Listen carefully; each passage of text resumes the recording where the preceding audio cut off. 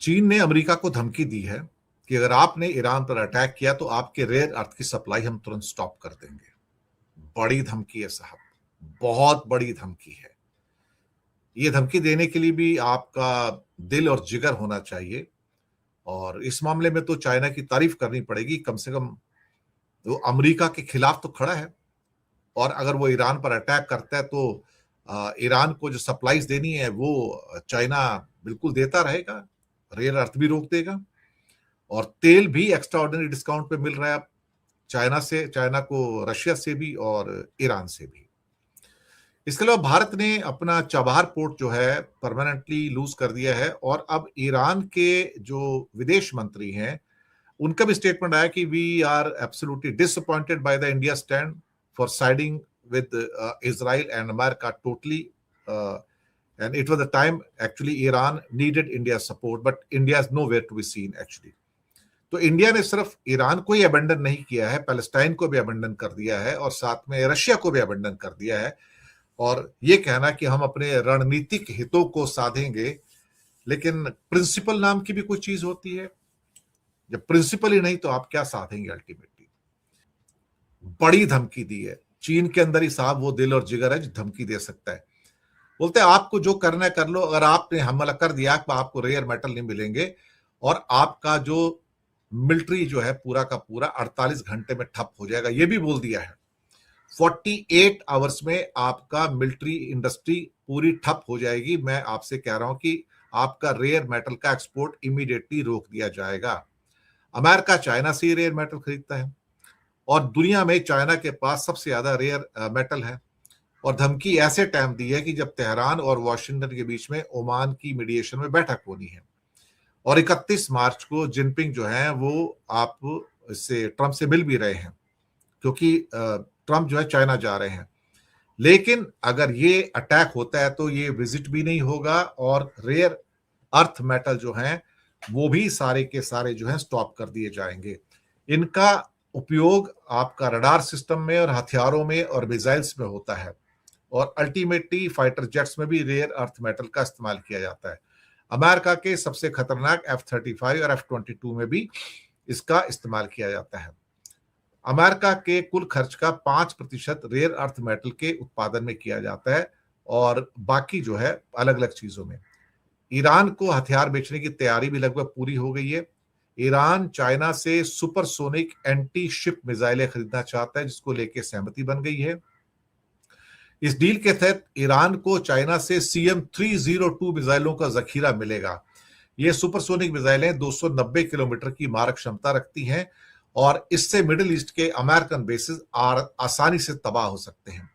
Stockholm international जो Peace Research institute का मानना है कि चाइना जो मिसाइल ईरान को दे रहा है वो काफी खतरनाक है, और सिपरी के मुताबिक चाइना CM-302 को दुनिया की बेस्ट एंटी शिप मिसाइल के रूप में पेश करता है, जो एयरक्राफ्ट कैरियर को या नेवल फ्रिगेट को डुबोने के अंदर काफी है।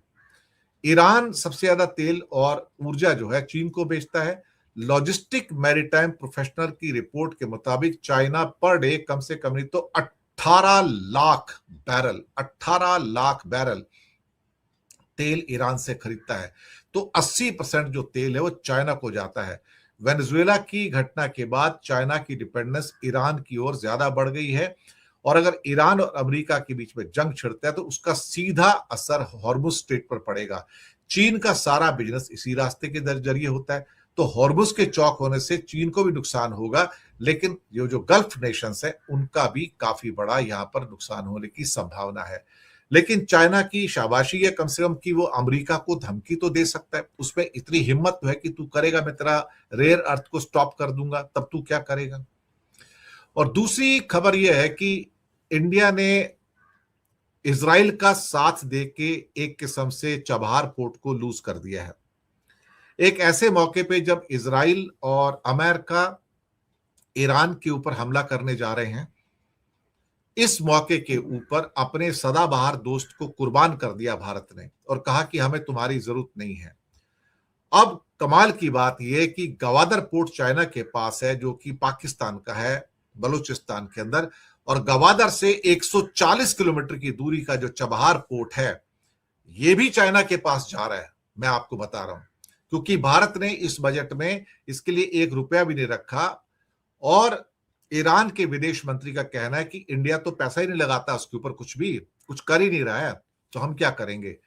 तो ये बात बिल्कुल पक्की हो चुकी है कि मुसीबत के वक्त में ईरान के साथ कौन खड़ा है।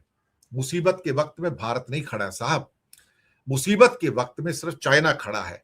और जो मुसीबत के वक्त में आपके साथ खड़ा नजर आएगा, आप उसके साथ 24 घंटे का बिजनेस करोगे।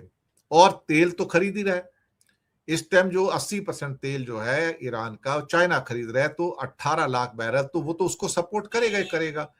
और अब ईरान चाहेगा कि चीन ईरान में आके वहां पर सड़कें बनाए, रेलवे बनाए, पोर्ट का मैनेजमेंट संभाले, चबार पोर्ट भी ले ले, और बाकी जो भी इन्वेस्टमेंट करना है करे, तेल भी खरीदता रहे और हमको नए नए हथियार भी दे।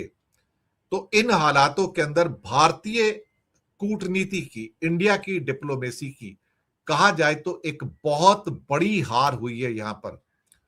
इंडिया उस मौके के ऊपर जबकि इजराइल और अमेरिका हमला करने जा रहे थे, जी हां, हमला करने जा रहे थे, उसी वक्त भारत इजराइल में जाके क्या कहते हैं कि नेतन्याहू की गोदी में बैठा हुआ था। मुझे लगता है कि मैसेज बड़ा लाउड एंड क्लियर है इस समय कि भारत ने पैलेस्टाइन को त्याग दिया है, अब भारत को पैलेस्टाइन से कुछ लेना देना नहीं है। और विदेश मंत्रालय जो अपनी 2 लाइनों की टिप्पणी लाता है कि we believe in the 2 states, लेकिन असलियत यह है कि इस भारत में अगर आप इजराइल का झंडा लहराते हैं तो आपको पुलिस गिरफ्तार नहीं करेगी, और अगर आपने पैलेस्टाइन का झंडा लहरा दिया या उसका स्टिकर भी लगा लिया कहीं पर, तो आपको गिरफ्तार करके जेल में भेज दिया जाएगा, क्योंकि पैलेस्टाइन को इंडिया ने त्याग दिया है। मोदी ने फैसला कर लिया कि मुझे पैलेस्टाइन से कुछ लेना देना नहीं है, मुझे फिलिस्तीनियों के फ्यूचर से भी कुछ लेना देना नहीं है, मुझे सिर्फ इजराइल से लेना देना है। लेकिन इसका फल अल्टीमेटली आपको गल्फ में भुगतना पड़ेगा, ऐसी बात नहीं है। आप एक किस्म से जाकर एक बीज वहां पर बो रहे हो, तो आपको हाथ से जब ईरान जाएगा पूरा का पूरा, तो आपको भी भुगतना पड़ेगा। और ईरान के साथ गल्फ भी तो जा सकता है ना। अल्टीमेटली इजराइल के साथ पक्की दोस्ती करना गल्फ को भी तो अल्टीमेटली टॉलरेट नहीं होगा, ये बात सबको पता है। तो ठीक है, अगर आपने नफरत के बीज बोए हैं तो भुगतने के लिए तैयार रहिएगा मोदी जी, लेकिन सफर कौन करेगा, हम 140 करोड़। और मोदी को खुशी हुई एक हत्यारे के साथ खड़ा होके कि हत्यारे के देश में उसको एक नेकलेस मिलता है पहनने के लिए, एक गले में कुछ मेडल मिलता है। किस बात का मेडल? आप हत्यारों से, आतंकवादियों से मेडल ले रहे हैं।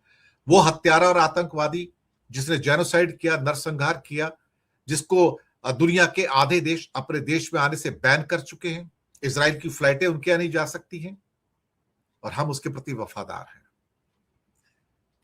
नया भारत है ये, जो हत्यारों और तालिबान जैसे आतंकवादियों के साथ संबंध बढ़ाकर रणनीति के नाम पर बहुत कंफर्टेबल महसूस कर रहा है। चाइना अब बहुत सारा डिस्काउंट पे ऑयल ले रहा है, मैक्सिमम डिस्काउंट पे ईरान से और रशिया से, और बेधड़क होकर ले रहा है।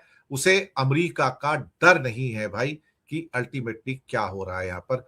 और इंडिया तो डर के खैर पहले ही बंद कर चुका है, लेकिन साहब सच बात तो ये है कि यहां पर चीन ने जो खेल किया है, भारत तो पीछे हट गया, लेकिन रूस और ईरान से डिस्काउंट से तेल को भर रहा है वहां पर।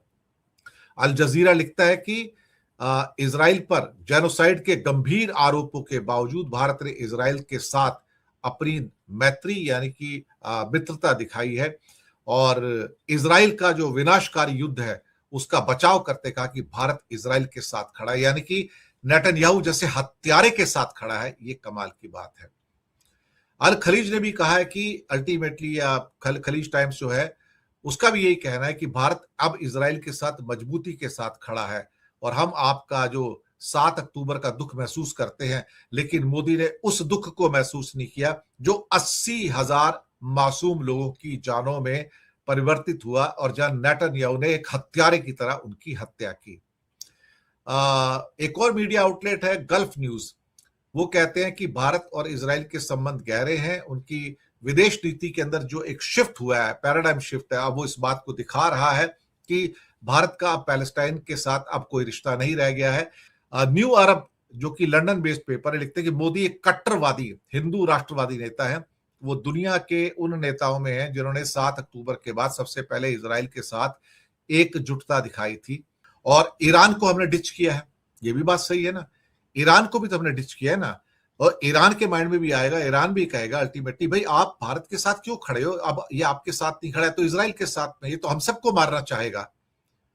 तो कहीं ना कहीं भारत के लिए एक बड़ी प्रिकेरियस सिचुएशन है इस समय कि इंडिया कहां जाएगा यहां से। और 1 करोड़ लोगों को नौकरी जो है गल्फ के अरेबियन देश देते हैं, ना कि इजराइल देता है। चाइना के लिए तो बहुत फायदा हो गया है। चाइना तो अमेरिका की परवाह करता नहीं, और चाइना का कहना कि भैया मैं तो तेल लूंगा और डिस्काउंट पे लूंगा, दोनों से लूंगा, रूस से भी लूंगा और ईरान से भी लूंगा। अब रही बात इंडिया की, तो पहले कमी आ चुकी थी। अब इस समय रूस की ओर से चीन को $12 प्रति बैरल का डिस्काउंट बेचा जा रहा है, जो पहले $10 पे था, अब $12 का डिस्काउंट है। और इसके बाद जो ईरान से भी बहुत ज्यादा तेल खरीद रहा है, वहां भी उसको बहुत ज्यादा डिस्काउंट मिल रहा है। सवाल ये पैदा होता है यहाँ पर कि चीन को डर क्यों नहीं लगता, हम हमें डर क्यों लगता है अल्टीमेटली। ये बात तो सही है कि चीन उन देशों में नहीं है जो अमेरिका की गीदड़ भभकी से डर जाए।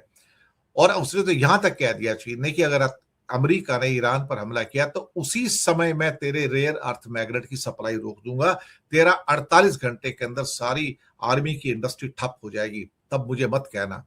और चाइना जब कहता है करता है। जिनपिंग बहुत टफ टास्क मास्टर है, वो कोई आसान व्यक्ति बिल्कुल भी नहीं है।